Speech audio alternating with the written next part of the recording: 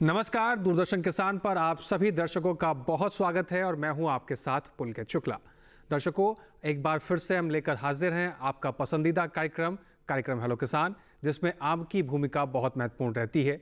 जैसे कि हम नाम से बता रहे हैं हेलो किसान, क्योंकि इसमें किसानों की भूमिका इसलिए भी अहम है क्योंकि आपके सवालों को इस कार्यक्रम में शामिल किया जाता है और खेती किसानी से जुड़े हुए कुछ ऐसे विषयों पर चर्चा होती है, उन समस्याओं का समाधान किया जाता है जिससे आपकी खेती किसानी में परिवर्तन आ सके, आपकी लागत कम हो, आपकी उपज बढ़े और आप किसान भाई मुनाफे में हमेशा रहें। तो हेलो किसान कार्यक्रम में हर बार अलग अलग विषयों पर हम चर्चा करते हैं और उन विषयों से जुड़े आपकी जो समस्याएं होती हैं उनका समाधान किया जाता है। आज हेलो किसान कार्यक्रम में ऐसे कौन से विषय हैं जिस पर चर्चा की जाएगी, उस विषय से जुड़े हुए आपकी जो समस्याएं उसका समाधान किया जाएगा, ये जानने के लिए रुक कर लेते हैं आज के विषय पर। आज का विषय रहेगा श्री अन्न की खेती और गोभी वर्गीय फसलों की देखभाल। ये दोनों विषय बहुत महत्वपूर्ण हैं और इनसे जुड़े हुए जो भी किसान भाई इस कार्यक्रम को देख रहे हैं, आपके मन में कोई भी सवाल है तो आप सीधा इस कार्यक्रम से जुड़ सकते हैं और फ़ोन उठाकर अपना सवाल पूछ सकते हैं। सवाल पूछने के लिए आप हमारे टोल फ्री नंबर का इस्तेमाल कर सकते हैं। आपको करना बस इतना है, नंबर मिलाइए 1800-113060। इसके अलावा 1800-113061। लेकिन फ़ोन करते समय एक चीज़ का विशेष रूप से आपके ध्यान रखिए कि आप टेलीविज़न की जो आवाज़ है उसको कम रखें जब आप फ़ोन कर रहे हैं। दूसरा, आपके फ़ोन में पर्याप्त नेटवर्क हो ताकि बेहतर संवाद स्थापित किया जा सके और आपकी समस्या का सही तरीके से समाधान भी किया जा सके। इसके अलावा आप हमें व्हाट्सएप और ईमेल के जरिए भी अपने सवाल पहुंचा सकते हैं। आप हमारा व्हाट्सएप नंबर नोट कर लीजिए 8800-520-717। लेकिन व्हाट्सएप करते समय जहां से आप अपना व्हाट्सएप कर रहे हैं उस जगह का नाम और अपना नाम लिखना ना भूलें। इसके अलावा आप हमारी ईमेल आईडी पे भी अपने सवाल पूछ सकते हैं। ईमेल आईडी इस्तेमाल नोट कर लीजिए hellokisan2015@gmail.com। इन तीनों माध्यमों का इस्तेमाल कर आप इन दोनों विषय से जुड़ी हुई कोई भी समस्या का सामना कर रहे हैं या कोई संशय आपके मन में है तो आप सीधा फ़ोन उठाकर या ईमेल के जरिए या व्हाट्सएप के जरिए अपने सवाल पूछ सकते हैं। अब इन दोनों विषय से जुड़े हुए जो खास एक्सपर्ट हैं जो आपकी समस्याओं का समाधान करेंगे, एक बार उनसे भी आपका तारुफ करा दिया जाता है। आज हमारे साथ स्टूडियो में मौजूद हैं डॉक्टर श्रवण सिंह जी, आपका स्वागत है। आप वरिष्ठ वैज्ञानिक हैं, शकीय विज्ञान संभाग, IRI पूसा नई दिल्ली से। इस कार्यक्रम में आपका स्वागत करते हैं सर। इसके साथ ही हमारे साथ डॉक्टर मोहन सिंह जी भी मौजूद हैं, स्काइप के जरिए जुड़े हुए हैं, वैज्ञानिक हैं, कृषि विज्ञान केंद्र गौतम बुद्ध नगर उत्तर प्रदेश से। सर, आपका भी बहुत स्वागत है। तो जैसे कि आज दो विषय हैं और इस विषय पर हम चर्चा करेंगे और आपकी समस्याओं का समाधान करेंगे। सबसे पहले हम बात करेंगे गोभी वर्गीय फसलों की देखभाल के बारे में और डॉक्टर श्रवण सिंह जी का रुख कर लेते हैं। डॉक्टर श्रवण सिंह जी, अगर हम बात करें गोभी वर्गीय फसलों की खेती की या देखभाल की, तो जुलाई से सितंबर का महीना इसमें बहुत सही तरीके से बताया जाता है कि ये बेहद उपयुक्त समय है इसकी बुआई को लेकर। क्या कुछ खास बातें किसान भाई शुरुआती तौर पर ध्यान में रखनी चाहिए इस समय? किसान भाइयों, ये जो अगेती फूलगोभी का रोपाई का समय है और जो मध्य अगेती जो फूलगोभी की बुआई का समय है, तो ये दोनों बहुत ही महत्वपूर्ण फसलें हैं क्योंकि इनकी जो पैदावार है वो कम अवधि में आती है और बहुत अच्छा मुनाफा बाज़ार में मिलता है किसान भाइयों को।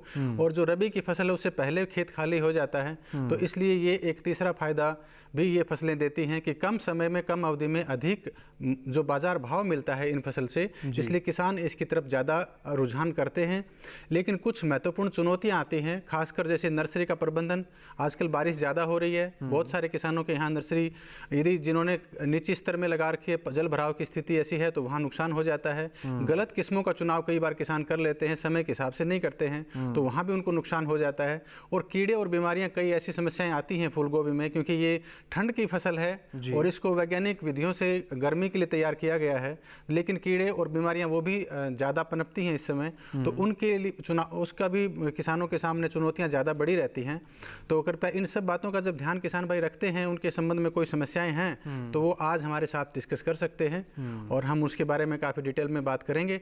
और न सिर्फ खेतों में बल्कि आजकल जो शहरी क्षेत्र है उसमें गृह वाटिकाओं में भी, गमलों में भी इन फसलों को लगाने लग गए हैं। इसमें ब्रोकली भी आ गई है, पत्ता गोभी भी है, फूल गोभी है और केल, ये अलग अलग प्रकार की फसलें इस गोभी वर्गीय सब्जियों में आती हैं जिनको किसान भाई गमलों से लेकर गृह वाटिकाओं में और बड़े क्षेत्र पे खेतों में भी लगा रहे हैं और अच्छा मुनाफा कमा रहे हैं या अपने शरीर के लिए स्वास्थ्यवर्धक तत्व शरीर के अंदर इन सब्जियों के माध्यम से खा रहे हैं। जी, बहुत महत्वपूर्ण फसल है और किसान भाइयों की अतिरिक्त आमदनी हो सके इसके लिए भी हम बात करेंगे और बारीकियों को भी समझेंगे। लेकिन उससे पहले इस विषय से जुड़ी हुई एक खास रिपोर्ट पर नजर डाल लेते हैं।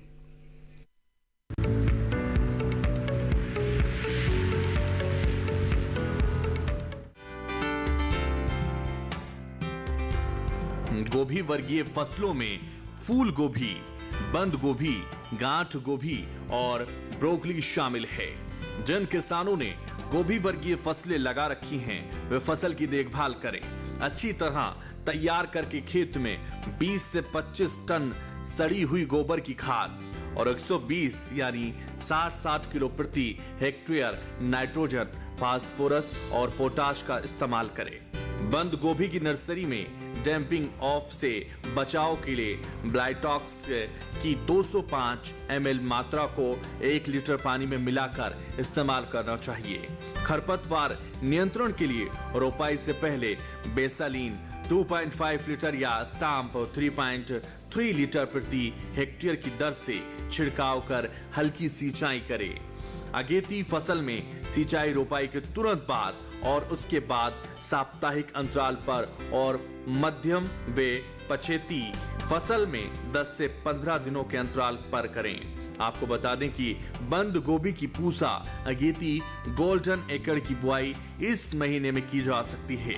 अगस्त में फूल गोभी की मध्यम अगेती किस्में जैसे पूसा संकर 2, पूसा मेघना, पूसा शरद और मध्यम पछेती फूल गोभी की किस्में जैसे पूसा पोषजा, पूसा शुक्ति किस्मों की बुआई के लिए बीज की मात्रा 350 से 400 ग्राम प्रति हेक्टेयर होनी चाहिए।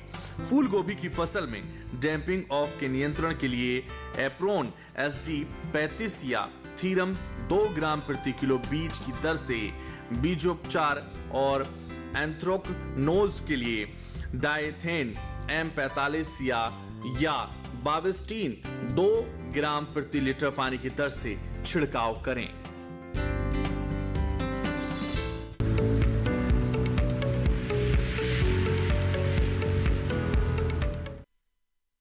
भी वर्गीय फसलों की देखभाल किस प्रकार से करनी चाहिए, इस रिपोर्ट के जरिए हमने समझने की कोशिश की। कुछ और बारीकियों को समझेंगे और कैसे ये भी उत्पादन को अपने बढ़ा सके, उनकी जो गुणवत्ता है उसको कैसे सुधार ला जा सके, इसके बारे में भी हम बात करेंगे। लेकिन उससे पहले ये अपना जो दूसरा विषय है एक बार उस पर भी नजर डाल लेते हैं। श्री अन्न की खेती क्यों महत्वपूर्ण है और इस समय के लिहाज से क्या कुछ कर सकते हैं हम, इसके बारे में जानेंगे हम डॉक्टर मोहन सिंह जी से। डॉक्टर मोहन सिंह जी का रुख कर लेते हैं। डॉक्टर मोहन सिंह जी, श्री अन्न की खेती की बात करें तो अभी के मौसम के लिहाज से श्री अन्न की खेती को लेकर किसान भाई किन बातों का ध्यान रखें? क्या अभी भी बुआई की जा सकती है? सवाल किया है आपने। इस समय जो मोटे अनाजी खेती श्री अन्न खेती होती है जी, ये ज्यादातर बरसात के उसमें ही समय में, अगस्त मतलब आपको जुलाई के समय में की जाती है, जुलाई अगस्त में। इसमें क्या होता है, मोटे अनाज में काफी फसल आती है, जैसे आपका है बाजरा है, आपका ज्वार है, आपका रागी है, मडुआ है, शामा है, कोंदो है। इस प्रकार की फसल मोटे श्री अन्न में आती है जी।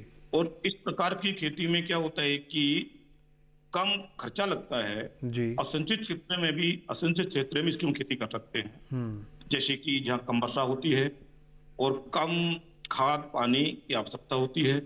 इस प्रकार से हम इसमें, जैसे कि अभी हम ज्वार की बात करें तो ज्वार भी हमारी खरीफ की फसल है और इसको हम लोग पैदा करने के लिए ज्वार की खेती भी कर सकते हैं हम लोग। इस समय मोटे अनाज में बाजरा का भी इस समय महीना चल रहा है, अगस्त का माह चल रहा है, इसमें बाजरा की खेती कर सकते हैं। और बाजरा काफी एक अच्छा है जो कि कम मतलब वो फर्टाइल सोल होती है, असंचित एरिया होता है, वहां भी हम लोग बाजरा की खेती कर सकते हैं। तो इस समय श्री अन्न के लिए इस समय बड़ा पर्याप्त अनुकूल मौसम है। किसान भाई से सुझाव है कि आप लोग श्री अन्न की खेती बाजरा इस समय आराम से कर सकते हैं, कोई दिक्कत नहीं जी। तो इस समय बेहद अनुकूल है। डॉक्टर मोहन सिंह जी के आपने महत्वपूर्ण जानकारी दी है यहाँ पर कि किसान भाई इस समय का सही इस्तेमाल कर अगर आप श्री अन्न की खेती करना चाहते हैं तो ये समय बेहद अनुकूल है उसकी बुआई के लिए भी। कुछ और बारीकियों को और बारीकी से समझेंगे, लेकिन उससे पहले इस विषय से जुड़ी हुई एक खास रिपोर्ट देख लेते हैं।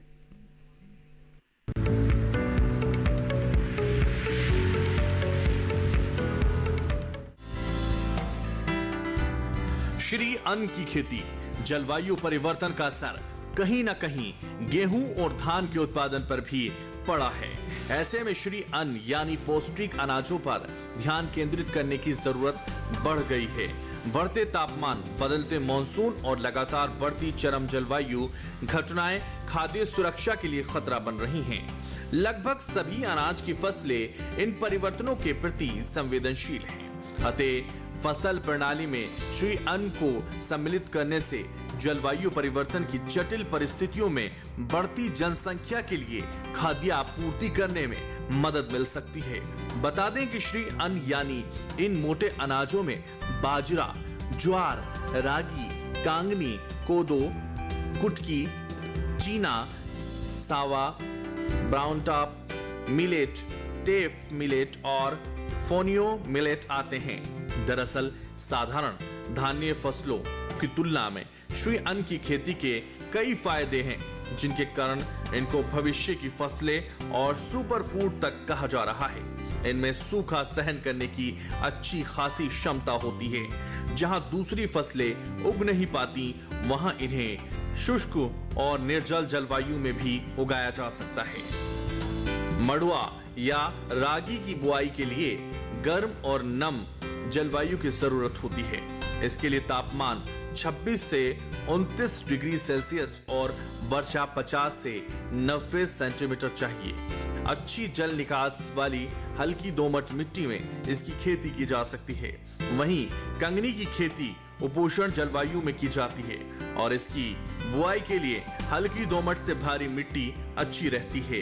कोदो बोने के लिए 50 से 75 सेंटीमीटर बरसात चाहिए होती है और अच्छी जल निकास वाली हल्की दोमट मिट्टी जिसका पीएच मान 7 से 8.5 हो अच्छी रहती है। साथ ही ये भी ध्यान रखें कि खेत में जल जमाव नहीं हो।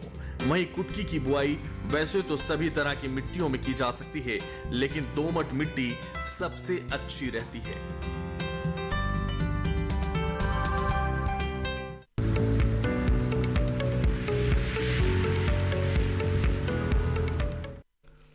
तो रिपोर्ट के जरिए आपने देखा कि श्री अन्न की खेती क्यों महत्वपूर्ण है और जिस तरीके से जलवायु परिवर्तन एक चुनौती के रूप में उभर रहा है, उसका सबसे बड़ा समाधान है श्री अन्न की खेती। आगे कितनी भी चुनौती बढ़ती जाए, अगर श्री अन्न की खेती को अपनाते हैं तो किसान भाई न केवल अपने स्वास्थ्य को बल्कि आम दर्शक भी अपने स्वास्थ्य को बेहतर कर सकते हैं और किसान भाई अपनी आमदनी को भी बढ़ा सकते हैं। चर्चा को आगे बढ़ाते हैं, डॉक्टर श्रवण सिंह जी का रुख कर लेते हैं। श्रवण जी, जिस तरीके से मैंने पहले ही बताया कि जुलाई से सितंबर का महीना बहुत उपयुक्त माना जाता है इनकी बुआई के लिए, तो जिन किसानों ने अभी गोभी, फूल गोभी की या पत्ता गोभी की बुआई कर दी है, उनके लिए अब आगे का रास्ता क्या है? अब आगे उनको किन बातों का ध्यान रखना है? और फिर जो किसान अब बुआई करना चाह रहे हैं या शुरुआत करना चाह रहे हैं, तो खेत की तैयारी करते समय किन बातों का ध्यान रखें? किस तरीके से खेत की तैयारी करनी चाहिए? कौन सी मिट्टी होनी चाहिए? जो किसान भाई अभी जिन्होंने बुआई कर दी है वो अपनी नर्सरी की देखभाल विशेष तौर पे करें, क्योंकि ये बारिश का मौसम है, बार बार बारिश हो रही है और अधिक जो बारिश होती है तो उसमें नर्सरी के खराब होने की संभावनाएं बहुत ज़्यादा रहती हैं। तो एक तो जब बारिश की संभावनाएं दिखती हैं दिन में कभी भी या रात में, तो उसको प्लास्टिक की सीट से आप ऐसी थोड़ी संरचना बनाएं कि बारिश का पानी तेज पौधशाला पे ना गिरे, थोड़ी सी उसके लिए कोई स्ट्रक्चर ऐसी बनाने की कोशिश करें। दूसरी बात, जलमग्न की अवस्था कभी भी नहीं आने दें नर्सरी में। जब गोभी की नर्सरी में पानी रुकता है तो बहुत ज़्यादा पौध मरती है। एक तो पानी की वजह से मरती है और दूसरा डैम्पिंग ऑफ जो बीमारी है, जिसमें तने के पास से, जमीन के पास से पौधा गिर जाता है, ऊपर पत्ते हरे दिखते हैं लेकिन जमीन के पास से तना गड़ जाता है। तो ये जो समस्या है ये ज़्यादा आर्द्रता, ज़्यादा नमी और अधिक तापमान की वजह से आता है, जो आजकल का मौसम है। इन दो बातों का विशेष ध्यान रखें। जलमग्न अवस्था बिल्कुल नहीं आने दें, तुरंत पानी का निकास करें और ऊपर से ढकने की कोशिश करें।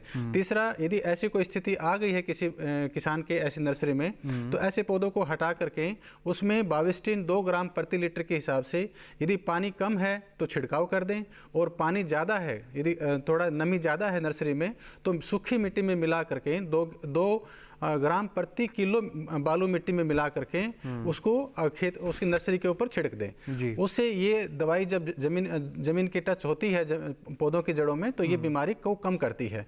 इस बात का थोड़ा विशेष ध्यान रखें। और जैसे ही 2-4 दिन में जैसे पानी कम होता है, सूखता है, तो नर्सरी में गुड़ाई जरूर करें। इन 2 बातोों का विशेष ध्यान रखें। और साथ ही साथ जो किसान भाइयों ने जिनकी पौध लगभग लगाने की अवस्था में है, तो वो जब 5-6 दिन होते हैं, जैसे 30-35 दिन की आपकी पौध होने वाली होती है, तो उसे 5-6 दिन पहले आप 1 दिन अंतराल पे पानी दें। उसको हम हार्डनिंग कहते हैं, ताकि पौधों में थोड़ी जान आती है, शक्ति रहती है, वो खेत में मरेंगे नहीं जब हम रोपाई करते हैं। तो बहुत महत्वपूर्ण बात आपने बताई श्रवण सिंह जी। फिलहाल एक दर्शक हैं, उनका रुख कर लेते हैं हम। राकेश हैं, मंडी, हिमाचल प्रदेश से। राकेश जी, आपका स्वागत है इस कार्यक्रम में। अपना सवाल पूछिए। हेलो। जी राकेश जी, अपना सवाल पूछिए आप। जी नमस्कार सर। नमस्कार जी। सर मैंने पीछे ब्रोकली ब्रोकली लगाई हुई थी ना गोभी, जी तो उसमें सर जैसे वो कीड़े लगते हैं ना, पत्ते खा जाते हैं। जी हाँ जी, तो सर उनके लिए क्या? जी, तो आपके सवाल का जितना हम समझ पाए, आपने ब्रोकली लगा रखी है, उसमें पत्तों में कीड़े लग गए हैं, उसका समाधान जानना चाहते जी हैं। जी जी राकेश जी, आपके सवाल का जवाब डॉक्टर श्रवण सिंह जी से ले लेते हैं। डॉक्टर श्रवण सिंह जी, देखिए, ये पहाड़ी क्षेत्रों में आजकल जो ब्रोकली हो रही है वो थोड़े दिन बाद में बाजार में आने शुरू होगी। इस समय वहाँ एक डायमंड बैकमोथ का नाम का कीड़ा आता है, जो उसकी सुंडी थोड़ी हरी रहती है, जब छेड़ते हैं तो वो नीचे लटक जाता है धागे के साथ। तो ये उसकी पहचान होती है, डायमंड बैकमोथ होता है। उसकी छोटी छोटी जो तितली होती है वो छोटी सी रहती है। तो ये यदि किसानों को ऐसे दिख रहे हैं तो उसके लिए जैसे हम दो स्प्रे के लिए कहते हैं। एक तो ये एंडोक्सीकार्ब के नाम से आती है, 1 मिलीलीटर प्रति लीटर पानी के घोल बना करके उसका छिड़काव कर सकते हैं। दूसरा एक स्पाइनोसाइड आती है, उसको 3 मिलीलीटर 10 लीटर के पानी में घोल बना करके छिड़काव कर सकते हैं। ये दोनों को आप एक बार करें और फिर 7-8 दिन बाद में दोबारा से रिपीट कर दें। लेकिन ध्यान रखें कि कोई ब्रोकली यदि तैयार होने की स्थिति में है उसमें ये छिड़काव नहीं करें, क्योंकि लगभग 10 दिन का समय, हमें 10-12 दिन का समय चाहिए होता है छिड़काव के बाद। इस बात का विशेष ध्यान रखें। और आगे से अगली बार से जब आपके खेत में ऐसी समस्या हो, क्योंकि अभी तो आपके खेत में प्रभाव हो गया है, अगली बार से जब आप सुबह शाम जैसे खेत में घूमते हैं तो आप ट्रैप जरूर लगाएं। फिरोमोन ट्रैप्स आते हैं इस कीड़े के लिए, इसको डीबीएम कहते हैं अंग्रेजी में। और जब आप बाजार में जाएं तो ये बताइए डीबीएम का ट्रैप दीजिए, तो वो आप लेंगे, 10-15 आप लगा देंगे खेत में, तो उससे आपको ये पता चल जाता है कि आपके खेत में कीड़े कितनी ज़्यादा मात्रा में है, आपको कब स्प्रे करना है। शुरुआती अवस्था में यदि हम स्प्रे करते हैं तो ये समस्या काफ़ी रुक जाती है। दूसरी बात, एक यदि वो नहीं हो पाता तो थोड़ा लाइट की यदि व्यवस्था खेत में है तो लाइट ट्रैप लगा सकते हैं।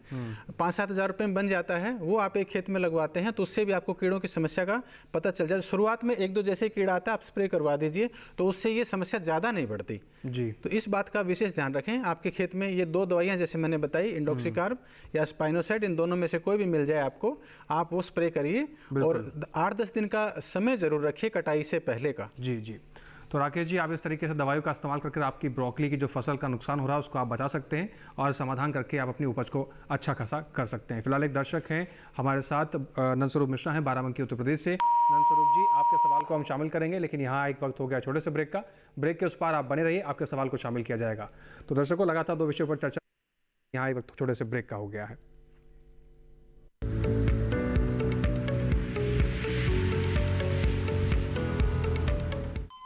अरे सुन तो। मुझे क्या सुनाना चाहते हो? जो सुनाओ मेरी सौतन को। किसको? अरे वही तुम्हारा मोबाइल फोन, जिससे सुबह शाम दिन रात चिपके रहते थे और कहते थे किसान कॉल सेंटर से बातें हो रही हैं। अच्छा ये बात है। हाँ, क्यों, क्या हुआ? अब बात नहीं होती क्या? अब तो झट से बात हो जाती है। ऐसा क्या? हाँ, अब तो ज्यादा लाइनें और खास तकनीक के कारण खेती के माहिरों से तुरंत बात हो जाती है। और अगर कभी लाइन व्यस्त हो तो अपनी समस्या फोन पर रिकॉर्ड करा दो, वहाँ से फोन आ जाता है और समस्या की हल का मैसेज भी आ जाता है। ये देखो आ गया। अरे वाह, इसका मतलब इंतजार की घड़ी अब खत्म। हाँ। तभी मैं सोचूं कि आजकल मुझ पर इतना प्यार क्यों आ रहा है। कृषि संबंधी समस्याओं का अपनी भाषा में तुरंत हल पाने के लिए पूरे भारत में किसी भी फोन से हेल्पलाइन नंबर पर संपर्क करें। किसानों का दोस्त किसान कॉल सेंटर।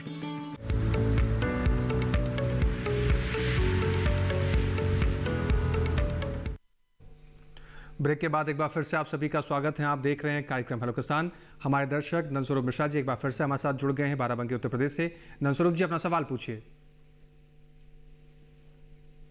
चलिए, लगता है संपर्क टूट गया है, फिर से जुड़ने की कोशिश करेंगे। डॉक्टर मोहन सिंह जी का रुख कर लेते हैं। डॉक्टर मोहन सिंह जी, जब हम बात यहाँ पर खेत की तैयारी की कर रहे हैं और वहीं श्री अन्न की खेती के बारे में बात की जाए, तो श्री अन्न की खेती क्या नमी वाले क्षेत्रों में भी की जा सकती है? और जैसे ये भी बताया गया कि जहाँ पर सूखे का क्षेत्र है वहाँ भी की जा सकती है, लेकिन जब हम खेत की तैयारी की बात कर रहे हैं तो आपसे हम जानना चाहते हैं कि अभी नॉर्दर्न रीजन्स की बात करें या फिर जहाँ पर खरीफ फसलों की बुआई चल रही है वहाँ की अगर बात करें, खेत की तैयारी किस प्रकार से होनी चाहिए?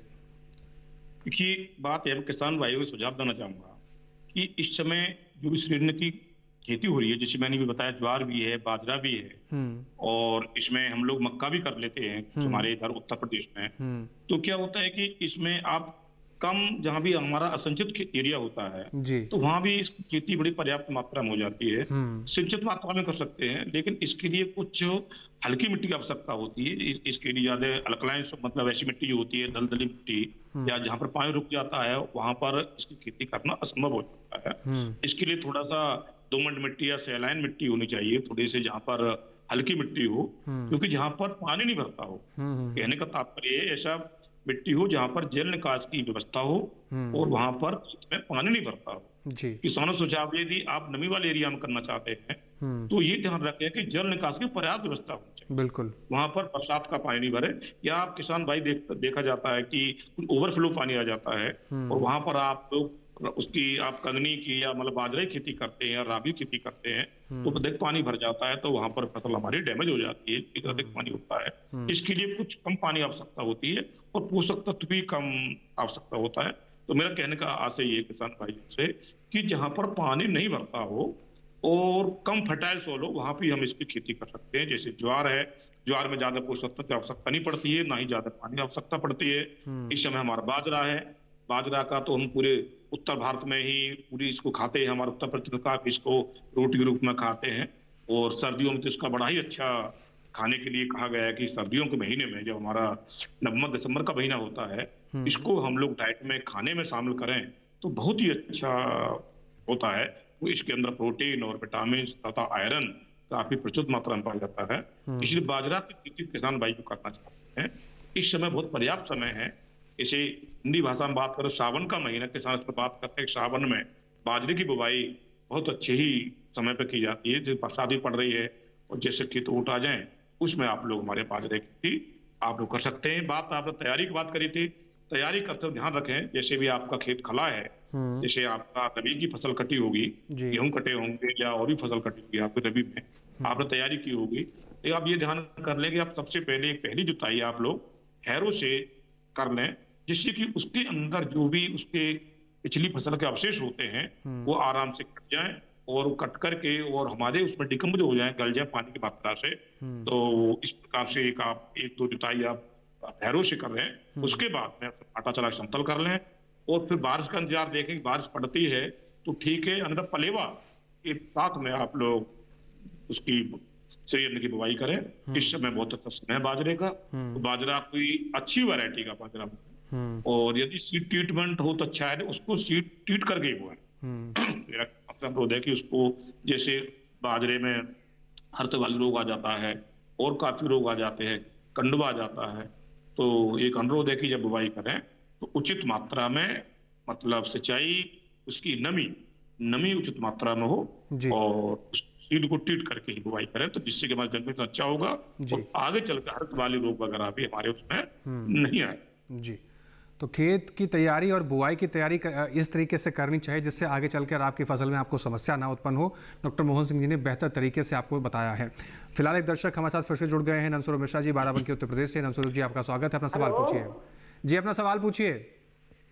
हाँ, नमस्कार सर, मेरा नाम नंदस्वरूप मिश्रा है, बाराबंकी से। जी, अपना सवाल पूछिए। जानना ये चाहता हूँ कि मोटा अनाज है, गुड़ का खजाना, सस्ता सुगम है, इसे खेतों में उगाना जी, तो ऐसी दशा में ये जानना चाहता हूँ कि हमारी जो मोटे अनाज की कुछ फसलें बहुत हाई होती है, कुछ फसलें हमारी बहुत छोटी होती हैं, कुछ हमारी मोटे अनाज की फसलों की जड़ें गहरी नहीं जाती है, कुछ हमारी मोटे अनाज की जड़ें उथली रह जाती है, तो ऐसी दशा में हमें किस प्रकार से फसल का विधिकरण करें और उससे हम कैसे दोहरा लाभ प्राप्त करें। जी, आपके सवाल को शामिल कर लिया जाता है। डॉक्टर मोहन सिंह जी का रुख करते हैं। डॉक्टर मोहन सिंह जी, आपने इनका सवाल सुना, ये जानना चाहते हैं कि फसल में जिस तरीके से आमदनी को कैसे बढ़ाया जा सके, इनकी समस्या का समाधान। देखिए क्या होता है, बड़ा अच्छा सवाल है किसान भाई का जी, कि मैंने पहले ही बताया था कि श्रीअन्न की खेती, मोटे अनाज की खेती है, कम खर्चे में हो जाती है। इसमें ना तो ज्यादा पानी की आवश्यकता होती है, न ही कोई उर्वरक की आवश्यकता होती है। बहुत कम मात्रा में इसको यूरिया फर्टिलाइजर लगाया जाता है, कोई खास करके डीएपी फास्फेट तत्व नहीं लगाया जाता इनमें। बाद में कोई इतने कीटनाशक के प्रयोग नहीं होते। तो मेरा कहने का आशय है किसान भाइयों को, इस प्रकार की खेती में अधिक लागत की जरूरत नहीं है, सिंचाई भी बहुत कम जरूरत पड़ती है। यदि इंद्र भगवान प्रकट होते रहे, बरसात पड़ती रहे ठीक, तो इसमें सिंचाई नहीं होती। कॉस्ट ऑफ कल्टीवेशन, मतलब किसान का खर्चा भी कम आता है जी। अब बात आती है इनको लाभ की। जैसे मैं बात करूँ, बाजरा है, बाजरा की रोटी तो प्रयोग करते हैं, इसके लड्डू बना करके मार्केट में यदि प्रयोग किए जाएं तो बहुत अच्छा इनका रेट मिलेगा इनको, ठीक है। और जैसे हमारा ये आपका ज्वार है, श्रीअन्न में आती है, मोटे अनाज में, इसको फैक्ट्रियां लेती है, इसकी शराब बनाई जाती है और इसकी डबल रोटी के प्रयोग में ली जाती है। आप भी किसी अच्छी फैक्ट्री से संपर्क करके ज्वार को लेकर के और किसी फैक्ट्री संपर्क करके आप ट्रेनिंग ले सकते हैं। आप डबल रोटी कैसे बनाते हैं, इसको इस प्रकार से भी हमारा आय का एक अच्छा स्रोत होता है। इस प्रकार से हमारे किसान भाई ट्रेनिंग ले सकते हैं। जैसे हर डिस्ट्रिक्ट का कृषि विज्ञान केंद्र होते हैं, जैसे बाराबंकी कृषि विज्ञान केंद्र है, हमारे मुरादाबाद कृषि, मतलब हमारे सारे उत्तर प्रदेश के अंदर, पूरे इंडिया के अंदर कृषि विज्ञान केंद्र है। वहां से आप ट्रेनिंग लेकर के और आप पूरी श्रीअन्न की खेती कर सकते हैं। तो क्या क्या लाभ है और क्या क्या सुविधाएं, आप 6 दिन की 8 दिन हम लोग ट्रेनिंग देते हैं सारे कृषि विज्ञान केंद्र साइंटिस्ट। तो आप वहां जाकर के आप नजदीक कृषि विज्ञान केंद्र पर जाकर संपर्क करें, तो आपसे पूरा लाभ, कितना लाभ होगा, कौन सी खेती कब है, क्योंकि इसलिए टीवी के माध्यम से नहीं जा सकता पूरा। कृषि विज्ञान केंद्र पर हमारे सभी साइंटिस्ट बैठते हैं, वहां पर जाकर के पूरी जानकारी आप ट्रेनिंग के माध्यम से लें और श्रीअन्न की खेती बहुत ही फायदे का जी। तो ये कुछ एक महत्वपूर्ण जानकारियां हैं जो हमारे दर्शक के डॉक्टर मोहन सिंह जी ने साझा की है, और इस तरीके से आप अगर श्रीअन्न की खेती से जुड़ना चाहते हैं तो इस तरीके से लाभ कमा सकते हैं। फिलहाल एक दर्शक हैं, लक्ष्मण सिंह हैं, हरदा मध्य प्रदेश से। लक्ष्मण जी, आपका स्वागत है, अपना सवाल पूछिए।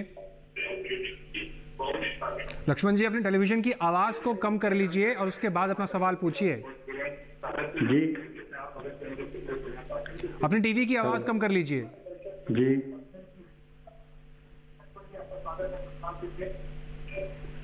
हमको ये गोभी वर्गीय फसल के बारे में जानकारी चाहिए, कौन कौन से मौसम में लगा सकते हैं। जी, लक्ष्मण सिंह जी का सवाल है डॉक्टर श्रवण सिंह जी। और इसके साथ ही मैं एक सवाल और भी जोड़ना चाहता हूं कि एक हमारे दर्शक हैं जिन्होंने हमें, उनका भी सवाल इसी से जुड़ा हुआ है, वो मध्य प्रदेश उज्जैन से हैं।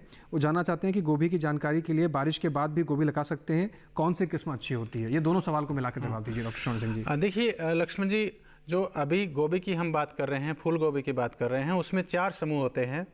एक अगेती समूह जो जून जुलाई के महीने में लगता है, जिसकी अभी बुआई हो चुकी है, रोपाई का समय है। दूसरी, उसके लिए उत्तम किस्में कौन सी हैं वो हमें पिछले प्रोग्राम में मैंने बताया था, जैसे पूसा मेघना है, पूसा अश्विनी है, पूसा कार्तिकी है, ये अच्छी किस्में हैं। जो अभी बुआई का, जो अगस्त 15 तक और 20 अगस्त तक जो बुआई का समय है, ये मध्य अगेती का समूह है। इसमें पूषा शरद एक हमारे संस्थान की बहुत अच्छी किस्म है, जिसको किसान भाई ले सकते हैं। इसका बीज हमारे संस्थान में उपलब्ध है। एक संकर किस्म भी हमने निकाली है, पूषा फूलगोभी हाइब्रिड 3 नंबर और 2 नंबर भी है। तो पूषा हाइब्रिड 2 और पूषा फूलगोभी हाइब्रिड 3, ये 2 संकर किस्में हैं। और एक पूषा शरद का मैंने आपको जिक्र किया। ये हमारे जो मध्य प्रदेश, दिल्ली, पंजाब, हरियाणा, इस क्षेत्रों में काफ़ी अच्छी चलती है। और जो बनारस के क्षेत्र में जो किसान हैं, वो जो काशी गोभी 25 के नाम से एक बनारस में संस्थान है, उसने निकाली है, उसको ले सकते हैं। तो इन सब की बुआई आप 15-20 अगस्त तक कर लें, उसके बाद दूसरी किस्मों का समय आ जाता है। उस समय जो बुआई करते हैं सितंबर के शुरुआत में या अगस्त के अंत में, उसको हम मध्य पछेती समूह कहते हैं। और उसकी जो बुआई के लिए जो उत्तम किस्में हैं, पूषा पोसजा, पूषा सुक्ति हमारे संस्थान की किस्में हैं, दिल्ली वाले संस्थान की, IRI की।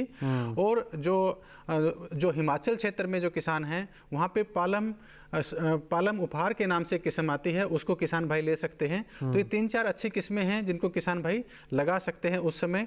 और थोड़ा सा और यदि किसान भाइयों को देरी हो जाती है, यदि 15-20 सितंबर आ जाती है, तब तक नहीं कर पाते किसी वजह से, तो फिर किस्में बदल दें। फिर उसके समय पूषा स्नोबॉल KT 25 नाम से बहुत अच्छी किस्म है। पूषा स्नोबॉल K1 के नाम से आती है, 1 नंबर के नाम से। ये आती है हमारे कटराइन संस्थान है, पूषा संस्थान का ही एक वहाँ पे वो है संस्थान, वहाँ से आप ले सकते हैं। तो और वहाँ 2 संकर किस्में भी हैं, उनको भी ले सकते हैं, पूषा स्नोबॉल हाइब्रिड 1 और 2 नंबर, तो उनको आप ले सकते हैं। तो ये जो किस्में हैं, आप इनको समयवार लगाएं। मैंने बार बार जोर दिया है कि जब बुआई का समय है, किस्म का चुनाव बहुत ध्यान से करें। बिल्कुल, फूल किस्म गोभी का में ये चुनाव बहुत ध्यान से करें महत्वपूर्ण और बात साथ ही है। अपने क्षेत्र के अनुसार ही करें, क्योंकि ये भी बहुत जरूरी है डॉक्टर साहब। अगर देखा जाए तो किसान भाई कई बार होता है कि ज्यादा उत्पादन के चक्कर में कोई भी किस्म लगा देते हैं, लेकिन किसान भाइयों से ये हम अपील करेंगे इस कार्यक्रम के माध्यम से कि अपने क्षेत्र के अनुसार ही किस्मों का चुनाव करें, तभी आपको अच्छा उत्पादन मिलेगा। फिलहाल एक दर्शक है, उनका सवाल शामिल कर लेते हैं। गोपाल यादव है लखनऊ उत्तर प्रदेश से। गोपाल जी आपका स्वागत है, अपना सवाल पूछिए। ओमपाल जी अपना सवाल पूछिए। सर नमस्कार। नमस्कार जी। सर ये पत्ता गोभी खेती करना चाह रहे हैं, तो उसकी जानकारी चाह रहे थे कि किस समय इसकी नर्सरी डालें सर। जी हाँ, ओमपाल यादव जी आपके सवाल का जवाब डॉक्टर श्रवण सिंह जी से ले लेते हैं। हालांकि इस सवाल का जवाब पिछले 15 मिनट से दे रहे हैं, लेकिन फिर से कोई बात नहीं। डॉक्टर श्रवण सिंह जी देखिए, ओमपाल जी जो अभी बात कर रहे थे पत्ता गोभी की, तो अभी बुआई का समय उचित होने आ गया है, क्योंकि पत्ता गोभी की बुआई ज़्यादातर अगस्त, सितंबर, अक्टूबर और नवंबर तक की जाती है, 4 महीने अलग अलग समय में। और जैसे बुआई करते हैं तो उसकी पैदावार लगभग 65-60 दिन बाद में इसकी कटाई शुरू हो जाती है। तो अभी जैसे किस्मों की बात कर रहे थे, गोल्डन एकड़ की एक हमने बात की, तो गोल्डन एकड़ बहुत अच्छी किस्म है। उसके अलावा संकर किस्में भी हैं, जैसे केबेज हाइब्रिड 81 नंबर और 82 नंबर। ये दोनों का किस्म जो बीज है उपलब्ध, ये हमारे जो IRI का स्टेशन है, कटराइन स्टेशन हिमाचल प्रदेश में, वहाँ से मिलता है, क्योंकि इसके बीज वहीं बनते हैं ठंडे प्रदेश में। तो आप वहाँ से मंगा सकते हैं। आप गूगल भी करवा सकते हैं कि IRI कटराइन स्टेशन, तो उसमें आ जाता है, फ़ोन नंबर आते हैं। वहाँ आप नहीं जा पाते हैं तो वहाँ आप उनको फ़ोन करते हैं तो बीज भेज भी देते हैं। आप जा भी सकते हैं, तो ये आप कर सकते हैं। इसके बाद आप इसकी जैसे पौध की तैयारी की मैंने बात कही थी, ऊंचा स्थान चुनें जहां पानी का भराव नहीं हो, उसमें मेड़ी बना करके उसमें आप पंक्तियों में बुआई करें, और सूखी घास से ढकें, 3-4 दिन ढकते हैं, उसके बाद में उसको हटाएं। और इसमें बीज उपचार बहुत जरूरी है। बुआई से पहले बीज उपचार नहीं करते हैं तो इस गर्मी का जो समय है, सितंबर अक्टूबर तक जो गर्मी रहती है, नमी रहती है, उसमें पौध ज्यादा मरती हैं, तो बीज की लागत बहुत ज्यादा होती है पत्ता गोभी की, तो उससे बचाव आपको जरूरी करना है। और प्लास्टिक की शीट या किसी से ढकें ताकि सीधी बरसात नहीं गिरे शुरुआती अवस्था में 10-15 दिन तक, इसका थोड़ा ध्यान रखें। और जो किसान भाई फूल गोभी, पत्ता गोभी, जो भी फसल लगाते हैं गोभी वर्गीय, उसको मेड़ी बना करके लगाएं, समतल खेत में नहीं लगाएं। यदि 2-3 घंटे भी पानी रुकता है तो फसल के बहुत ज़्यादा पौधे मरते हैं। तो मेड़ी पत्ती जरूर अपनाएं, खासकर फूल गोभी, पत्ता गोभी, इन सब में तो बीमारियां भी कम आती हैं, पानी कम लगता है और पौधे मरते कम हैं। तो इन 2-3 चीज़ों का विशेष ध्यान रखें। तो ये कुछ महत्वपूर्ण बातें हैं जो तो हमारे किसान भाइयों को, गोभी की फसल अगर आपने लगा ली है, लगाने की तैयारी कर रहे हैं, चाहे फूल गोभी हो चाहे पत्ता गोभी हो, इन बातों का अगर बारीकी से ध्यान रखेंगे तो आपकी उपज में कोई दिक्कत नहीं आएगी, उत्पादन क्षमता आपकी बढ़ेगी। और भी बहुत सारी महत्वपूर्ण जानकारियां जो आप तक हम बताएंगे, लेकिन यहाँ वक्त हो गया एक छोटे से ब्रेक का। आप बने रहें और देखते रहें कार्यक्रम हेलो किसान।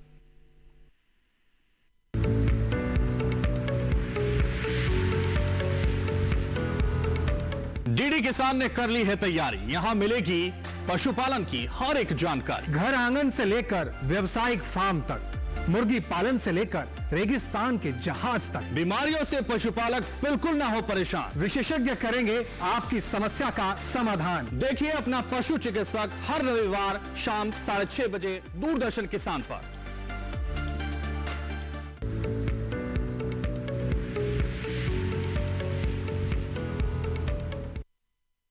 ब्रेक के बाद एक बार फिर से आप सभी का स्वागत है। आप देख रहे हैं कार्यक्रम हेलो किसान। डॉक्टर मोहन सिंह जी का रुख कर लेते हैं। डॉक्टर मोहन सिंह जी, हम किसान भाइयों को प्रेरित कर रहे हैं कि सहफसली को अपनाइए और फसल चक्र को अपनाइए। बात अगर हम श्री अन्न की खेती की करें, आपसे हम जानना चाहते हैं, किसान भाइयों को सही तरीके से थोड़ा सा समझाइए आप कि हम कैसे समझें कि फसल चक्र में इस फसल की खेत में आप श्री अन्न की खेती कीजिए या इस फसल में नहीं कीजिए। साथ ही अगर बात करें सहफसली की, तो हम श्री अन्न की खेती के साथ साथ उन फसलों के साथ और कौन कौन सी फसलों की खेती कर सकते हैं? बाजरा के साथ में हम लोग उसकी खेती कर सकते हैं, जैसे राजमा होता है जी, बाजरे के साथ में राजमा की खेती कर सकते हैं, जो रमस कहते हैं, उसकी हम खेती कर सकते हैं। और मक्का के साथ में कंगनी की खेती कर सकते हैं। हम क्रॉप प्रोटेक्शन आपने यदि सहफसली बात करी किसान भाइयों के साथ, तो कंगनी खेती कर सकते हैं हम लोग सहफसली में। और मान के चलिए, और हम जो ज्वार बाजरा बोते हैं, बाजरा को अभी इंटर क्रॉपिंग में हम लोग, जैसे उस समय यदि हम जून में बुवाई करें तो उस समय हम लोग अरहर के साथ में भी हम लोग बाजरा बो सकते हैं। अरहर की इंटर क्रॉपिंग प्लस बाजरा, उसमें खेती कर सकते हैं। प्लस अरहर प्लस ज्वार, ये हम खेती कर सकते हैं। हम ज्वार बोएं और अरहर हमारी पल्स क्रॉप है, जिसके अंदर प्रोटीन की मात्रा बढ़ेगी, प्रोटीन हम शरीर में होगी।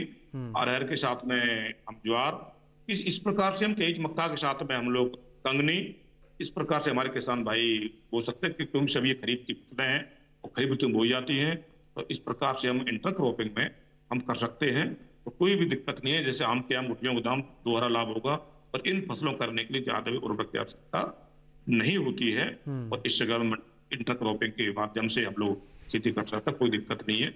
जैसे अभी हम बात करते हैं कोंदो की खेती कर सकते हैं, कोंदो भी एक अच्छी फसल है। रागी एक अच्छी फसल है जो सेहत के लिए काफी लाभदायक होती है। ये मोटे अनाजों में बहुत ही पौष्टिकता वाली भरपूर मात्रा होती है। इसमें रागी भारतीय मूल का एक उच्च पोषण वाला अनाज होता है। इसमें रागी में 100 ग्राम रागी में 344 मिलीग्राम ये मान लीजिए कैल्शियम पाया जाता है। रागी यूज करते तो डायबिटीज के लोगों को काफी महत्वपूर्ण होता है रागी, और उसमें डायबिटीज के लोगों को काफी अच्छा है। इसमें काफी कैल्शियम होता है। बाजरा की अपेक्षा रागी में कैल्शियम की मात्रा अधिक पाई जाती है। प्रोटीन, विटामिन इसमें अच्छा आप हमारे किसान रागी खेती कर सकते हैं, मडवा की खेती कर सकते हैं। तो कहने का मतलब है पुरानी हमारी प्रचलन था काफी पहले, अब तो मतलब वैज्ञानिक भी आ गया कि भाई अधिक पैदावार लो और फर्टिलाइजर लगाओ। मैं कह रहा हूँ कि पुरानी जो परंपरागत खेती थी हमारी, जैसे हम लोग बाजरा बोते थे, मक्का बोते थे, ज्वार बोते, जौ बोते थे, ओट बोते थे, और जई बोते थे। इस प्रकार के हमारे किसान भाई पहली परंपरागत खेती करें, बुजुर्गों वाली पुरानी खेती करें, तो ये मानिए कि हमारा खर्चा कम होगा और हमारी आमदनी ज्यादा होगी हमारे किसानों को। तो मेरा किसान को सुझाव यही है कि पुरानी हमारे बुजुर्ग खेती करते थे, पहले गेहूं और मुझे ध्यान है गेहूं और चना की खेती करते थे, और गेहूं और मटर की खेती करते थे। गेहूं रोटी काम आता था और मटर हमारा पल्स के दाल के काम आता था। उसको गेहूं बोलते थे, और पूरा अच्छा करते थे, और अच्छा और पूरी जैविक टाइप। जी डॉक्टर मोहन सिंह जी, आपने बहुत महत्वपूर्ण बात कही कि ये सभी जो फसलें हैं बहुत पोषक तत्वों से भरपूर हैं। साथ ही किसान भाई अपनी आर्थिक स्थिति को बेहतर कर सकते हैं, साथ ही स्वास्थ्य के नजरिए से भी देखा जाए तो ये फसलें आपको बहुत लाभदायक साबित होती हैं। दर्शक हैं अजय महाराष्ट्र से, उनका फोन लाइन से हमारे साथ जुड़ गए हैं, उनका सवाल शामिल कर लेते हैं। अजय जी अपना सवाल पूछिए। जी मेरा सवाल है कि जो पत्ता गोभी है ना जी, उस पत्ता गोभी के लिए हमारे मतलब कौन सी जमीन यूज करनी चाहिए, उसके लिए कौन सी जमीन यूज करनी चाहिए? जी, स्थान का चुनाव कैसा होना चाहिए, अजय का सवाल ये है। डॉक्टर श्रवण सिंह जी, देखिए जो गोभी वर्गीय सब्जी होती हैं अजय जी, उनके लिए जो बलुई दोमट मिट्टी होती है जिसका पीएच मान जो 6 से 6.5 के आसपास या 7 तक जो रहता है वो ज़्यादा अच्छी मानी जाती हैं। इसमें इस जो पीएच मान है इसमें ज़्यादातर जो सूक्ष्म पोषक तत्व हैं वो उपलब्ध अच्छी मात्रा में रहते हैं, और सूक्ष्म पोषक तत्वों की उपलब्धता गोभी वाली सब्जियों के लिए या ज़्यादातर सब्जियों के लिए बहुत ज़रूरी है। स्वाद बढ़ाते हैं, बीमारियां कम आती हैं और पैदावार भी ज़्यादा अच्छी आती है।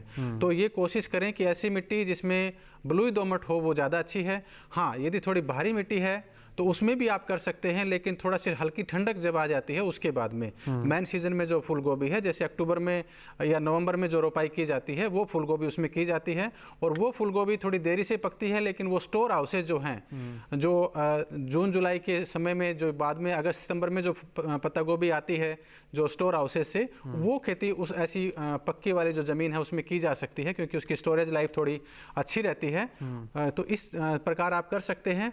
आप अपनी मिट्टी को कोई निकटतम केवी की है उससे जांच करवा लीजिए कैसी है, उसमें कौन सा मान है, कितना पीएच मान है, और उसके हिसाब से आप पत्ता गोभी की खेती कर सकते हैं, ताज़ा बाजार के लिए या स्टोर हाउस के लिए, वेयर हाउस के लिए। तो इन दोनों में से कोई एक प्रकार की आप कर सकते हैं। जी, तो अजय जी आप इस तरीके से अपनी स्थान का चुनाव कर सकते हैं फूल गोभी की खेती के लेकर। डॉक्टर श्रवण सिंह जी, अगर हम बात करें ब्रोकली की खेती को लेकर, तो जिस तरह से हम देख रहे हैं कि अगर मक्के की शिशु अवस्था जिसे हम बेबी कॉर्न कहते हैं, उसकी मांग बहुत तेज़ी से बढ़ रही है और स्वास्थ्य के रूप से देखा जाए तो बहुत लाभदायक साबित होती है। लेकिन अगर हम बात करें ब्रोकली की, तो किसान भाई कितना फ़ायदा इससे कमा सकते हैं, क्योंकि ये भी स्वास्थ्य के रूप से बहुत लाभदायक है। इसकी खेती को लेकर क्या कुछ बातें ध्यान में रखनी चाहिए, और अगर आमदनी की बात करी जाए तो ब्रोकली की खेती कर 1 हेक्टेयर में या फिर किसान भाई कितनी लागत से कितना अच्छा मुनाफा कमा सकते हैं, और किसानों के लिए ये किस तरीके से आमदनी को बढ़ाने का काम कर सकती है? देखिए, जो ब्रोकली है ये पहले हमारे देश में लगभग 30 साल पहले आई है। शुरुआत में इसको इतना नहीं किसान भाई समझ पाए थे, और जो कंज्यूमर हैं वो भी नहीं समझ पाए थे। लेकिन धीरे धीरे जब इसके ऊपर शोध हुए हैं तो उन्होंने ये ये बताया कि इसमें ग्लूकोरेफेनिन तत्व रहता है जो कैंसर जैसी बीमारियों के अगेंस्ट में काम करता है। तो इससे, और खासकर विटामिन सी और मिनरल्स वो तो रहते ही हैं, लेकिन ग्लूकोरेफेनिन की वजह से काफ़ी ज़्यादा इसका प्रभाव चल रहा है, खासकर जो लोग जानकार हैं उनके लिए, और शहरी क्षेत्रों के आसपास जो क्षेत्र। अब इसकी खेती ज़्यादातर जो 2 समय में की जाती है। एक तो जो मैदानी क्षेत्र हैं, अभी सितंबर के अंत से इसकी बुआई का समय शुरू हो जाएगा और ये मार्च तक फसल देती है। फिर जनवरी, फरवरी, मार्च, इस 3-4 महीनों में इसकी कटाई होती है। तो एक ये समय है। दूसरा जो पहाड़ी क्षेत्र, जैसे किसान भाई का फोन आया था पहाड़ी क्षेत्र से, अभी थोड़े दिन में वहां से भी आने लग जाएगी। तो ये इस समय वहां से आती है, और जो मेन जो सर्दियों का समय है उस समय यहाँ से आता है। अब इसकी यदि पैदावार की बात करें तो इसकी किस्में आजकल उपलब्ध हैं। जैसे अभी पूसा संस्थान ने पूसा KTS 1 के नाम से निकाल रखी है, पालम समृद्धि के नाम से है, बाजार में भी बहुत सारी उपलब्ध हैं। पूसा हमारे दिल्ली के संस्थान ने एक ऐसी जो ब्रोकली निकाली है जिसमें ग्लूकोरेफेनिन तो है ही, साथ में एंथोसाइनिन भी है। उसको हम पर्पल ब्रोकली के नाम से निकाली है, पूसा पर्पल ब्रोकली 1 के नाम से। ये अभी लगा सकते हैं और ये दिसंबर में तैयार हो जाती है। तो इसमें ऐसे पोषक तत्व तो हैं ही जो शरीर को अच्छा करते हैं, और जो एंथोसाइनिन है वो हमारे खून को पतला करता है, जो हार्ट जैसी प्रॉब्लम्स हैं उनको भी कम करता है। तो कैंसर और हार्ट की जो प्रॉब्लम्स है, ऐसी फसल तैयार की गई है, उसको भी किसान भाई ले सकते हैं, खाने वाले लोग भी उसको अपने डाइट में मिला सकते हैं। रही बात पैदावार की, तो देखिए ब्रोकली की पैदावार लगभग 12 टन से थोड़ी पहले पैदावार कम आती है, और जैसे जैसे सर्दियां बढ़ती हैं तो 17-18 टन तक चली जाती है। और उससे यदि हम पैदावार देखें तो ब्रोकली का भाव बाजार में अच्छा रहता है, लगभग 25-30 रुपए किलो, 40 रुपए किलो रहता है, उससे ज़्यादा भी रहता है। तो यदि इतना कम भी लगाते हैं तो लगभग 3-3.5 लाख रुपए 70-80 दिन में किसान भाई अपने खेत से निकाल सकता है। तो ये एक अच्छा बड़ा मुनाफा है, और इसमें से यदि शुद्ध लाभ देखें तो लगभग 1.5 लाख रुपए के आसपास शुद्ध लाभ उसमें किसान भाई को हो सकता है। ये एक अच्छी फसल है, इसमें बीमारियां कम आती हैं क्योंकि सर्दी के समय ज़्यादा बीमारियां नहीं आती हैं। तो किसान भाई ब्रोकली को अपने, खासकर जो शहरी क्षेत्र हैं, इसके आसपास जो 50-100 किलोमीटर का दायरा है, बहुत अच्छे हाईवेज हैं, उनसे ला सकते हैं। हाँ, दूर दराज के क्षेत्रों में हम सलाह नहीं देते, क्योंकि इसकी जो कटाई के बाद जो लाइफ है, जो उसे सेल्फ लाइफ बोलते हैं, बाजार तक ले जाने में, वो ज़्यादा नहीं है। लगभग आपको 24 घंटे के अंदर अंदर आपको बाजार में ले जानी होती है और उसको विपणन में ले जानी होती है, नहीं तो ये खराब हो जाती है।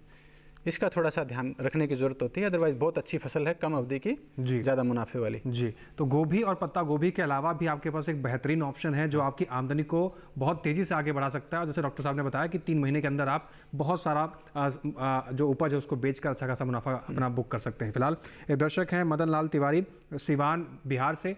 मदन लाल जी, आपका स्वागत है, अपना सवाल पूछिए।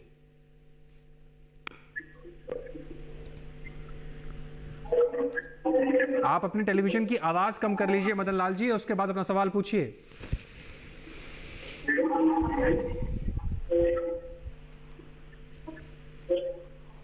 मैं ये जानना चाहता हूँ कि गोभी के लिए बेहन कब डाला जाए और उसके लिए कैसा जमीन तैयार की जाए। जी मदन लाल जी, आपके सवाल को शामिल कर देता है, हालांकि इस सवाल गोभी के लिए बेहन कब डाला जाए।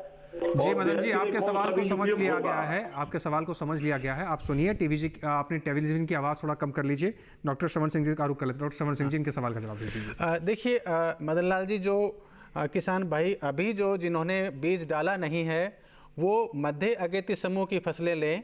जब आप दुकान से लेते हैं या किसी, जैसे आप बिहार से हैं तो आप काशी गोभी 25 के नाम से एक किस्म आपके बनारस में जो संस्थान है सब्जियों का, वहाँ से ले सकते हैं। वो उसी क्षेत्र के लिए किस्म निकाली हुई है, तो आप उसको अभी आप लगा सकते हैं अक्टूबर के महीने में। यदि आप उससे बाद में लगाते हैं, अक्टूबर के महीने में या सितंबर के अंत में लगाते हैं, तो जैसे मैंने बताया था, पूसा स्नोबॉल की किस्में आप लें। पूसा स्नोबॉल के 25 ले लें, या पूसा स्नोबॉल के 1 ले लें, या दो मैंने हाइब्रिड बताए थे जो कटराइन स्टेशन में उपलब्ध हैं, आप वहाँ से ले सकते हैं। अब ये अभी अगेती समूह की कोई फसल नहीं डाले।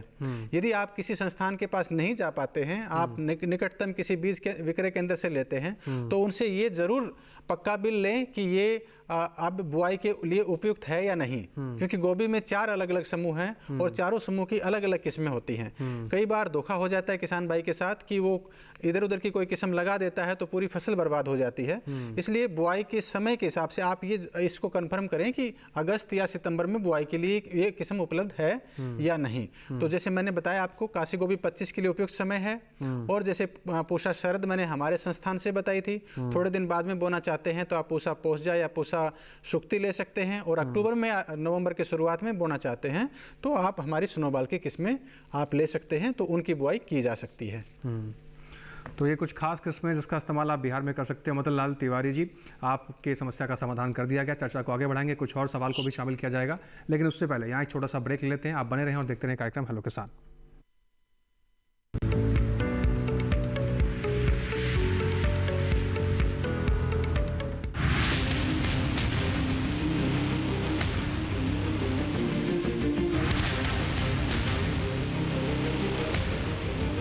जब तपती है धरती, सूरज उगलता है आग, ठंड में जब सर्दी जमा देती सबके हाल, सब छुप जाते अपने अपने घरों में, तब बाहर निकलता सिर्फ एक इंसान, भरने के लिए हम सबका पेट, खून को पसीने की तरह देता बहा, थक जाता, झुलस जाता, हो जाता बीमार, तब उसकी सेहत का ध्यान रखता सिर्फ डीडी किसान।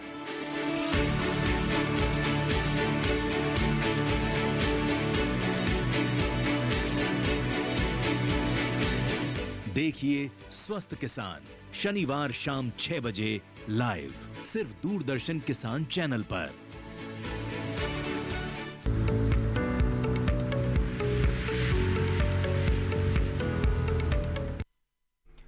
ब्रेक के बाद एक बार फिर से आप सभी का स्वागत है। कार्यक्रम हेलो किसान देख रहे हैं आप। कुछ दर्शकों के सवाल कुछ लगातार शामिल किया जा रहा है। आपकी भी कोई समस्या है तो टोल फ्री नंबर या व्हाट्सएप के जरिए आप अपना सवाल इस्तेमाल करके आप अपना सवाल पूछ सकते हैं। फिलहाल एक दर्शक हैं जो हमारे साथ फोन लाइन के जरिए जुड़ गए हैं। कैलाश जी हैं, सर आपका स्वागत है। अपना सवाल पूछिए। कैलाश जी, आपने टीवी की आवाज़ कम कर लीजिए और अपना सवाल पूछिए।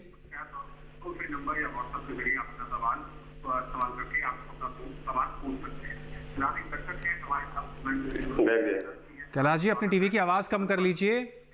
हाँ सर जी, नमस्कार। हाँ नमस्कार, अपनी टीवी की आवाज़ कम कर लीजिए और अपना सवाल पूछिए।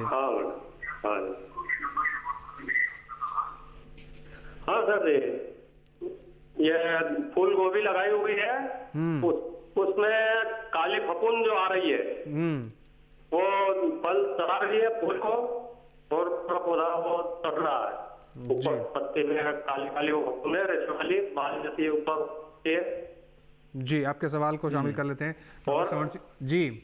अब जो फसल लगाए गोभी की वो उसमें उसी खेत में हो सकती है क्या दूसरी? जी, आपके सवाल को शामिल कर लेते हैं डॉक्टर समर सिंह जी। देखिए, आपके खेत में जो आप बता रहे हैं कि काली फफूंद है, काले धब्बे बनते हैं, वो एक अल्टरनेरिया पत्ती धब्बा रोग होता है। उसमें गोल गोल आकार के धब्बे बनते हैं, थोड़े बड़े बन जाते हैं, बारिश ज़्यादा रहती है तो बीच में छेद हो जाता है। ये समस्या एक फंगस की है, कवक की है, और इसके लिए पहले तो बीज उपचार करना था, शायद आपने कहीं चूक हो गई होगी। दूसरी बात ये, जब पौधे लगभग 45-40 दिन के होते हैं उस समय खेत में देखना होता है कि ये बीमारी आई, शुरुआत में पत्तों पे आती है, उस समय पत्तों, ऐसे बीमार पत्तों को थोड़ा खेत से कम करना होता है, हटाना होता है, और उस समय आपको जैसे कोई एक फंगीसाइड का स्प्रे साफ का या किसी एक फंगीसाइड का आप जो नॉर्मली आप लेते हैं, बाविस्टिन का या डाइथेनाम 45 का या मैंकोजेब का जो उपलब्ध होती है, उसका आप स्प्रे करिए 2 ग्राम 1 लीटर के हिसाब से। फिर जरूरत पड़ती है तो एक बार फिर से कर सकते हैं। ये सारी प्रक्रिया जो 2 फंगीसाइड का स्प्रे है, ऐसी जो खासकर अगेती के समय में ज़्यादा जरूरत पड़ती है क्योंकि नमी ज़्यादा है और तापमान ज़्यादा, उस समय ये बीमारी ज़्यादा आती है, तो ये 2 स्प्रे करते हैं। तो फिर, और ये दोनों स्प्रे हमें फूल बनने से पहले करने होते हैं। अब जब फूल बन जाते हैं उसके ऊपर यदि धब्बा आ जाता है तो वो मार्केट के लायक नहीं रहता है। तो ये समस्या, यदि आप बता रहे हैं कि फूल के ऊपर ऐसे धब्बे आ गए हैं तो ये बहुत बड़ा नुकसान हो गया है आपका। उसका बाजार में ऐसे थोड़े बहुत जो हिस्से हैं उनको हटा करके जरूर बेचा जा सकता है, अदरवाइज यदि ये बाजार में ज़्यादा बिकने लायक बचते नहीं हैं तो इसलिए किसान भाई जो बीमारियां हैं खासकर बरसात के समय में, उसमें विशेष ध्यान रखें। आप शुरुआती अवस्था में खेत को देखें कि ऐसी कोई बीमारी है तो उसको खेत से कम करें। तो जब बार बार ऐसे पत्ते हटाते हैं तो बीमारी ज़्यादा नहीं बनती खेत में और फूल तक नहीं पहुंचती, और फूल बनने से पहले हमें इस चीज़ को कम करना होता है। तो जैसे मैंने आपको बताया, ये फंजीसाइड का स्प्रे आपको पहले करना था। दूसरी बात आपने बताया कि अभी लगानी है तो उसी खेत में देखिए, गोभी पोषक तत्व ज़्यादा खाती है ज़मीन से, तो उतनी जान खेत में छोड़ती नहीं कि उसके बाद तुरंत आप गोभी उसी खेत में लगाएं। तो सलाह ये दी जाती है कि आप खेत बदल लीजिए, उसका फ़ायदा ये रहेगा, उसको पूरा पोषण मिलेगा दूसरी जगह। और जो बीमारियां अभी जो आपने बताई, जो काला पत्ते वाली जो है, ये बीमारी उसमें नहीं आएगी, क्योंकि ये बीमारी तुरंत आपकी दूसरी फसल में भी आ जाएगी। तो इस समय दो बीमारियां आती हैं, एक तो काला सड़न जिसमें पत्ते बड़ा सारा धब्बा बनता है कोने में, और दूसरा ये जो काला धब्बा आप बता रहे हैं जगह जगह चित्ते बनते हैं। ये दो समस्याएं आती हैं, दोनों ही नई फसल में आपके चली जाएंगी। तो इसलिए इस खेत में ना लगाएं, इसकी सलाह दी जाती है जी। तो ये किसान भाई, जो भी आप इस समस्या का सामना कर रहे हैं, इस तरीके को अपनाकर अपनी समस्या का समाधान कर सकते हैं, और उम्मीद करेंगे इस समाधान से आपकी फसल अच्छी हो और आपको मुनाफा हो सके। डॉक्टर मोहन सिंह जी का रुख करते हैं। डॉक्टर मोहन सिंह जी एक दर्शक हैं जिन्होंने व्हाट्सएप के जरिए अपना सवाल भेजा है। वो हैं तरुण कुमिया, अजमेर राजस्थान से। वो जानना चाहते हैं कि ज्वार और बाजरा की कौन सी किस्में अच्छी हाइट और अधिक चारा उत्पादन के लिए लगानी चाहिए? देखिए, ऐसा है कि अपने क्षेत्र में कौन सी फसल होती है, आप लोग वहां से बात कर रहे हैं, राजस्थान से जहाँ की रहने वाले हैं, नजदीकी कृषि विज्ञान केंद्र वहां से संपर्क ले लेंगे आपके इलाके में कौन सी वैरायटी सूट करती है। क्योंकि ऐसा है कि वो आपकी वहाँ की मिट्टी किस प्रकार की है, कौन सी वैरायटी किस मिट्टी सूट करेगी, तो वहाँ के जो आपके नजदीक कृषि विज्ञान केंद्र होंगे वहाँ पे एक बार मिट्टी की जांच करा, क्योंकि वहाँ का जो एरिया है, वहाँ क्लाइमेट है, वहाँ किस प्रकार की मिट्टी है, क्योंकि अलग अलग एरिया के लिए अलग प्रकार की वैरायटी सुटेबल होती है। तो इसलिए वहाँ का जो परिवेश होगा, वहाँ का जो क्लाइमेट होगा, जैसी मिट्टी होगी, तो उसकी जांच के आधार पर देख लीजिए वहाँ पर कौन सी वैरायटी अच्छी मतलब रिकमेंड की जाती है। तो उस हिसाब से वैरायटी का चयन इसी एरिया के आधार पर ही करना चाहिए, क्योंकि जो भी हमारी अच्छी वैरायटी होती है, हाइब्रिड वैरायटी होती है अपनी, और साथ वैसी वैरायटी होती है, परमानेंट वैरायटी होती है, क्यों से वैरायटी आपके वहाँ एरिया में सूट हो उस पर आप ले सकते हैं, क्योंकि वहाँ कंडीशन क्लाइमेट के आधार पर वैरायटी चयन करना उचित रहता है। और मैं किसान भाई ये सुझाव देना चाहूंगा, जब सीजन की बात चल रही है तो आप अपने जो भी फसल बोते उसमें की आप मिट्टी की जांच अवश्य कराएं। तो ऐसा हो सकता है कि इन सीजन वाली मोटे अनाज वाली खेतियों में कम उर्वरक की आवश्यकता होती है, क्योंकि हो सकता है आप ज्यादा फर्टिलाइजर देते हो, इससे लोजिंग हो जाती है, फसल गिर जाती हो, और फसल अधिक उसमें नाइट्रोजन होने से उसमें क्लोरोफिल की मात्रा ज्यादा बढ़ जाती हो, तो फसल गिर भी सकती है क्लोरोफिल आने से, और उसमें कीट बीमारी का प्रकोप ज्यादा होता है। तो मेरा आपको एक उचित सुझाव ये किसान भाइयों को, जो मेरे किसान भाई सुन रहे हैं, कि अपनी जो भी खेती करते हैं श्री अन्न की, जैसे मान लो मक्का करते हैं, बाजरा करते हैं, आप ज्वार करते हैं, कोदो करते हैं, शामा करते हैं, कंगनी करते हैं, कुट्टू करते हैं, उससे पहले आप मिट्टी की जांच जरूर कराएं। आप मिट्टी जांच कहाँ कराएं? जो आपके नजदीक कृषि विज्ञान केंद्र होंगे, कृषि विश्वविद्यालय होंगे, कृषि विभाग की एक प्रयोगशाला है, उसमें जिला स्तरीय होती है, 33 स्तर पर होती है, उपविभाग स्तरीय, वहां पर आप मिट्टी का नमूना ले जाए, और वहां पर जो फसल आपको बोनी तो उसमें मिट्टी की जांच करा लें, क्योंकि जैसे मोटे अनाज वाली फसल होती है उसमें ज्यादा फर्टिलाइजर आवश्यकता नहीं होती है। बाजरा में बात करें तो बहुत कम आवश्यकता होती है, मक्का में तो बहुत ही मिनिमम मात्रा में आवश्यकता होती है। उन किसान भाइयों के पास में देसी खाद होता है, गोबर का FIM, यदि उसको भी हम प्रयोग कर सकें तो जो हमारी हल्की मिट्टी है वो भी काम कर जाए, DAP यूरिया की ज्यादा रिक्वायरमेंट नहीं है। इसीलिए सरकार भी कहती है कम खर्चे में अधिक उत्पादन हमारा श्री अन्न की फसलों से ही हो सकता है, क्योंकि मक्का का रेट आप देखिए, मक्का का काफी अच्छा रेट है, ज्वार का देखिए, ज्वार काफी अच्छे रेट में जाती है, ज्वार के भुट्टे अनाज खाने में और उसका चारा पशुओं के लिए। ऐसे बाजरे का है, बाजरे का चारा पशुओं के लिए और खाने का लिए अपना मनुष्य के लिए रोटी के रूप में, और अपना कैल्शियम, फाइबर, प्रोटीन, आयरन का प्रचुर मात्रा में होता है। इन जितने भी, एक और सुझाव देना चाहूँ किसान भाइयों को, जितनी हमारी श्री अन्न की फसलें हैं उनमें प्रोटीन और कैल्शियम पर्याप्त मात्रा में होता है, और आयरन, जो कि हमारी आंखों के लिए, हमारी बॉडी के लिए, और जो हमारी महिलाएं जो गर्भवती होती हैं या हमारी महिलाएं अपने बच्चों को दूध पिलाती है, उसमें कैल्शियम डेफिशिएंसी हो जाती है। उस अवस्था में इन श्री अन्न की यदि हम रोटी खिलाते हैं, इनका यूज कराते हैं, तो हमारी महिलाएं भी स्वस्थ रहेंगी। और बिल्कुल डॉक्टर मोहन सिंह जी, आपने बिल्कुल सही कहा। जितनी हमारी ये श्री अन्न की फसलें हैं, इसमें कोई किंतु परंतु नहीं है कि रोग प्रतिरोधक क्षमता अन्य फसलों से बहुत ज़्यादा है और बहुत सारा पोषक तत्व हैं। डॉक्टर मोहन सिंह जी, आपने कीमती समय निकालकर हमारे किसान भाइयों के लिए जो महत्वपूर्ण जानकारियां और बहुत महत्वपूर्ण जानकारियां आपने साझा की हैं, हम उम्मीद करते हैं किसान भाइयों को इनसे लाभ होगा, और आपने कीमती समय साझा किया उसके लिए आपका हम बहुत शुक्रिया और बहुत धन्यवाद करना चाहते हैं। जी। तो कार्यक्रम के अंतिम पड़ाव में पहुंच चुके हैं। डॉक्टर श्रवण सिंह का रुख कर लेते हैं। डॉक्टर श्रवण सिंह जी, अंत में आपसे हम संक्षिप्त में जानना चाहते हैं कुछ बहुत छोटे शब्दों में कि हमारे किसान भाइयों के लिए आखिरी में आप क्या सलाह देना चाहते हैं? देखिए किसान भाइयों, जो गोभी वर्गीय सब्जियां हैं ये कम अवधि की हैं, ज़्यादा बाजार भाव लेकर के हैं, और सबसे अच्छी बात अलग अलग प्रकार की सब्जियां हैं इसमें। लेकिन एक बात का विशेष ध्यान रखने की ज़रूरत है कि किस्मों का चुनाव पे मैं बार बार जोर दे रहा हूं, उस पर विशेष ध्यान दें। आप निकटतम केवीके से पूछ सकते हैं, कोई हमारे जो फ़ोन नंबर होते हैं इंस्टीट्यूट्स के, वहाँ बात करके कर सकते हैं, यूनिवर्सिटी से बात कर सकते हैं। तो किस्मों के चुनाव पे जो ज़्यादा ध्यान दें। दूसरी बात, बीज उपचार पे ज़रूर ध्यान दें, और मिट्टी की जाँच की बात की, क्योंकि ये पोषक सब्जियाँ हैं, ये ज़्यादा पोषक तत्व ज़मीन से लेती हैं। तो अपनी सॉइल का, जो आपकी सॉइल है उसकी जांच करवाएं और पोषक तत्वों का उचित प्रबंधन करें, तभी आपको पूरा उसका लाभ मिलेगा। और कटाई के समय विशेष ध्यान रखें। अगेती फूल गोभी थोड़ी देर में कटाई का समय आएगा, समय रहते कटाई करें। थोड़ी सी भी देरी करते हैं तो बाजार में उसका भाव बहुत कम मिलता है जी। तो ये 2-3 चीज़ों का विशेष आप ध्यान रखें जी। तो ये कुछ मुख्य बातें हैं अंत में जो आपको ध्यान रखनी चाहिए, चाहे आप फूल गोभी की खेती कर रहे हो, चाहे पत्ते गोभी की खेती कर रहे हो। डॉक्टर श्रवण सिंह जी, कीमती समय निकालकर आप स्टूडियो में आए और बहुत महत्वपूर्ण और बहुत बारीकियां आपने बताई इस खेती को लेकर। बहुत शुक्रिया आपका हमारे साथ जुड़ने के लिए, समय साझा करने के लिए आपका बहुत शुक्रिया। तो दर्शकों, आज के 2 मुख्य विषय थे, इसको लेकर तमाम महत्वपूर्ण जानकारी आप तक पहुंचाई गई। उम्मीद करते हैं इन जानकारियों से आपको लाभ होगा और आपकी खेती किसानी में परिवर्तन आएगा, मुनाफा कमा सकेंगे। फिलहाल अगले विषय में हम किस विषय पर चर्चा करेंगे, आइए एक बार उस पर भी नजर डाल लेते हैं। हर बार की तरह हम अलग अलग विषय पर चर्चा करते हैं। अगले विषय में बात होगी धान फसलों की देखभाल किस प्रकार से करनी चाहिए, इसके बारे में बात करेंगे। साथ ही दूसरा विषय रहेगा मधुमक्खी पालन को लेकर क्या कुछ खास बातें किसान भाई ध्यान सकते हैं, इस बारे में चर्चा की जाएगी। तो 2 विषय रहेंगे। इन दोनों विषय से जुड़े आपके कोई भी सवाल हैं या कोई भी सुझाव है आप हम तक पहुंचाना चाहते हैं तो आप हमारे डीडी किसान के कॉल सेंटर पर फोन कर सकते हैं। साथ ही हमें ईमेल भी कर सकते हैं। आप हमारी ईमेल आईडी नोट कर लीजिए, hellokisan2015@gmail.com। आपके सवालों का सुझावों का मैं बेसब्री से इंतजार है। साथ ही किसान कॉल सेंटर का नंबर आप नोट कर लीजिए। किसान कॉल सेंटर का नंबर हमारा है 1800113060, जो कि सोमवार से शनिवार सुबह 6 बजे से रात के 10 बजे तक खुला रहता है। अपने सवाल आप यहाँ पर दर्ज करा सकते हैं। इस कार्यक्रम को हमारे यूट्यूब चैनल पर भी आप देख सकते हैं। उसके लिए करना आपको बस इतना है, टेलीविजन स्क्रीन पर दिखाए जा रहे QR कोड को स्कैन कीजिए और सीधा डीडी किसान के यूट्यूब चैनल पर पहुंचकर हेलो किसान के कार्यक्रम को कहीं भी किसी भी वक्त बैठकर आप देख सकते हैं और तमाम बारीकियां, तमाम महत्वपूर्ण जानकारियां आप पा सकते हैं।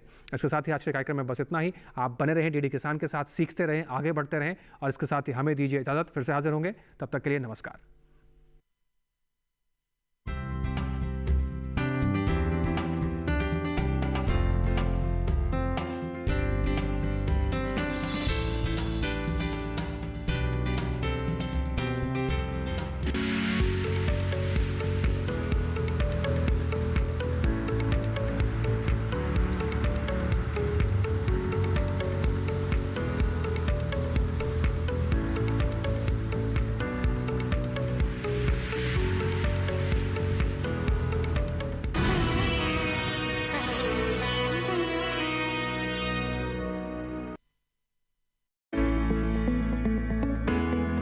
मोदी सरकार की सर्व समावेशी नीतियों से खुल रहे समृद्धि के द्वार। शहर से लेकर गांवों तक सरपट दौड़ रहा विकास। जन कल्याणकारी योजनाओं ने कैसे बदल दी आम लोगों की जिंदगी। सशक्त होते अन्नदाता, मजबूत होता राष्ट्र। उत्तर प्रदेश से देखिए कार्यक्रम किसान यात्रा 6 अगस्त मंगलवार दोपहर 3 बजे, पुनः प्रसारण रात 9:30 बजे। Hindustan has to be divided not into just 2 parts, but into many parts. 16 August direct action day होगा। ऐसा होता है तो कोई भी देश फिर से गुलाम बना लेगा। हम फिर से गुलाम नहीं बन सकते। उन्हें लगता है कि वो हम सबको अलग कर सकते हैं। हमारी अहिंसा को कमजोरी मत समझो। सरदार द गेम चेंजर हर रविवार प्रातः 11:30 बजे और पुनः प्रसारण रात 10 बजे, सिर्फ डीडी नेशनल पर। देश का पहला चैनल, देश का अपना चैनल।